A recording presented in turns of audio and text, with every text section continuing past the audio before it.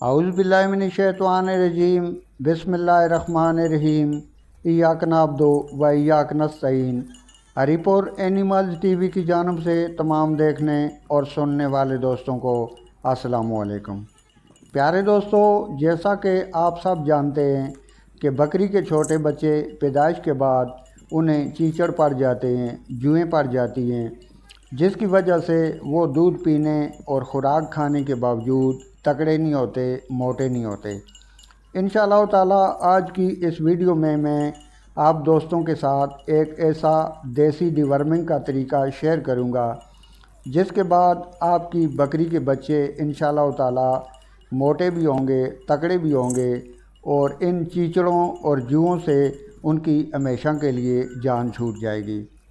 اس سے پہلے آپ دوستوں سے گزارش ہے کہ ویڈیو کو لائک کرنا، شیئر کرنا، چینل کو سبسکرائب کرنا اور بیل آئیکن کے بٹن کو پریس کرنا نہ بھولیے گا، تاکہ اس طرح کی جتنی بھی انفارمیٹو ویڈیو اپلوڈ ہوں آپ دوستوں تک بآسانی پہنچتی رہیں۔ سب سے پہلے آپ دوستوں نے یہ جو پاؤڈر آپ دیکھ رہے ہیں، یہ پاؤڈر لے لینا ہے اور کوئی بھی پلیٹ لے کے یہ پاؤڈر اس کے اندر ڈال لینا ہے۔ یہ پاؤڈر اچھی طرح سے دیکھ لیں۔ یہ جانور اگر چاٹ بھی لے، جیسا کہ جانور ایک دوسرے کو چاٹتے ہیں، تو اگر چاٹ بھی لے تو اس کے منہ کے اندر بھی چلا جائے تو نقصان نہیں پہنچاتا ہے، کیونکہ یہ پاؤڈر ان چیزوں پر اثر کرتا ہے جن کے اندر خون نہیں ہوتا، کیونکہ جانور یا انسان کے اندر خون ہوتا ہے، اس لیے یہ ان پر اثر نہیں کرتا۔ یہ پاؤڈر آپ ایک برتن میں ڈال لیں، کسی پلیٹ میں ڈال لیں، اس طرح سے یہ پاؤڈر پلیٹ میں ڈال لیں۔ ڈالنے کے بعد آپ اچھی طرح سے اپنے اس بچے کو، بکری کے بچے کو پکڑ لیں اور اس کے اوپر بالکل یہ آپ اس کی آنکھیں، منہ وغیرہ بچا لیں، نازک جگہ جو ہیں وہ بچا لیں اور پورا اس کے اوپر مال لیں۔ میرے پاس گلابز نہیں تھے تو اس لیے میں نے گلابز نہیں پہنے۔ اگر آپ ممکن ہو تو گلابز پہن کر، پلاسٹک کے جو گلابز ملتے ہیں وہ پہن کر آپ اس کے اوپر مال لیں اچھی طرح سے۔ بس اس کی بچے کی آنکھیں بچانی ہیں، ناک، منہ وغیرہ بچانا ہے اور اس کی نازک جگہ۔ اس سے کوئی بھی جانور کو نقصان وغیرہ نہیں ہوتا۔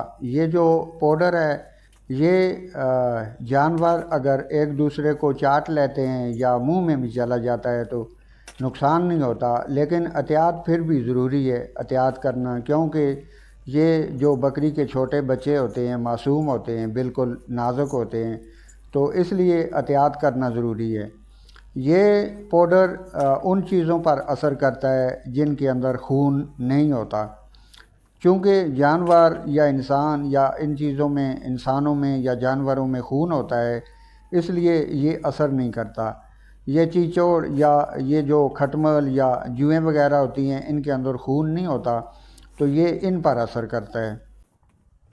بہرحال پھر بھی احتیاط کرنا ضروری ہے، کیونکہ یہ جو چھوٹے بچے ہوتے ہیں بکری کے، ان کا معدہ بہت کمزور ہوتا ہے، بہت نرم ہوتا ہے، اس لیے کوئی بھی چیز نقصان دے سکتی ہے۔